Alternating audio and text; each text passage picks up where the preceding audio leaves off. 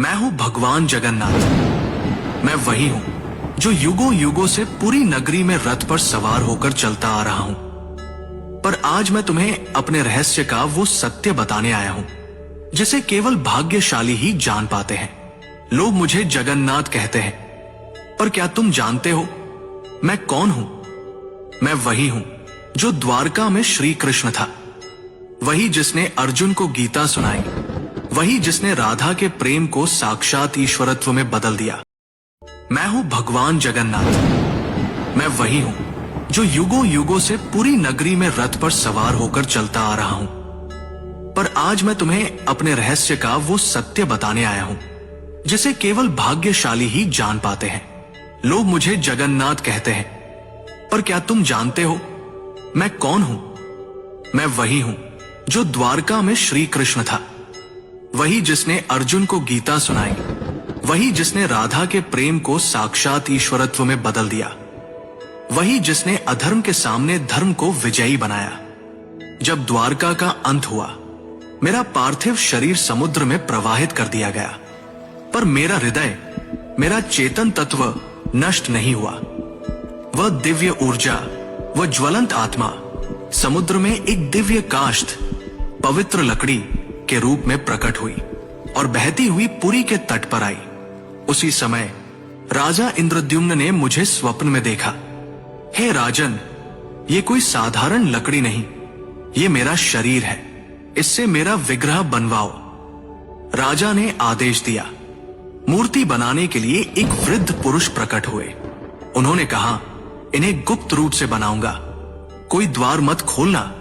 वो कोई और नहीं, स्वयं विश्वकर्मा थे। जब मूर्तियां बन रही थी, रानी की चिंता बढ़ी। द्वार खुलवाया गया। मूर्तियां अधूरी थी।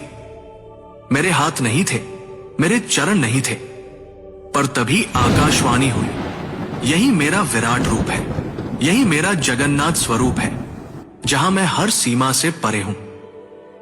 जो मूर्ति नहीं, चेतना है, जो धर्म का रक्षक है। राजा ने मेरे उस दिव्य हृदय को मूर्ति में प्रतिष्ठित किया। वो हृदय जो श्री कृष्ण रूपी मेरी चेतना का केंद्र था, वो आज भी मेरी मूर्ति में वास करता है। हर 12 से 19 वर्षों में जब मेरी मूर्तियां बदली जाती हैं, उस हृदय को गुप्त रूप से नव विग्रह में स्थापित किया जाता है।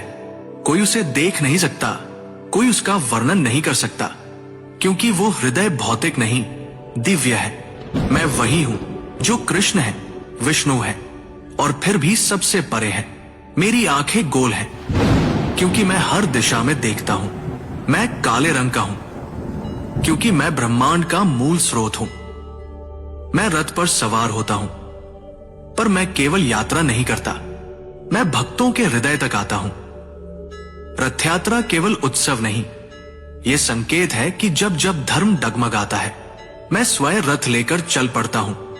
मैं कभी मंदिर में सीमित नहीं था, मैं कभी पत्थर नहीं था।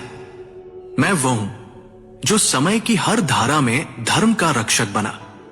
मैं वो हूं जो कृष्ण था, फिर चेतना बना और आज भी जगन्नाथ बनकर भक्तों के पास आता हूं।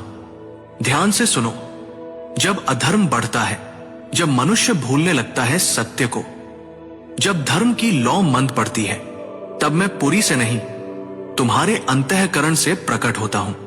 जब मैं अपने भाई बलभद्र और बहन सुभद्रा के साथ रथ पर सवार होता हूं, तो वो यात्रा कोई उत्सव नहीं, वो क्षण है जब मैं मंदिर से निकलकर भक्तों के हृदय तक पहुंचता हूं। जब तुम मुझे सच्चे हृदय से पुकारोगे, ओम नमो भगवते जगन्नाथाय, तो तुम पाओगे कि मैं तुमसे कभी दूर था ही नहीं। मैं वही था तुम्हारे भीतर, तुम्हारी चेतना में। और जब तुम्हारा धर्म डगमगाएगा, तब मैं फिर से आऊंगा, रथ पर नहीं, तुम्हारे भीतर की रोशनी बनकर, क्योंकि मैं कभी नहीं जाता। मैं हूं और सदा रहूंगा, तुम्हारा भगवान जगन्नाथ।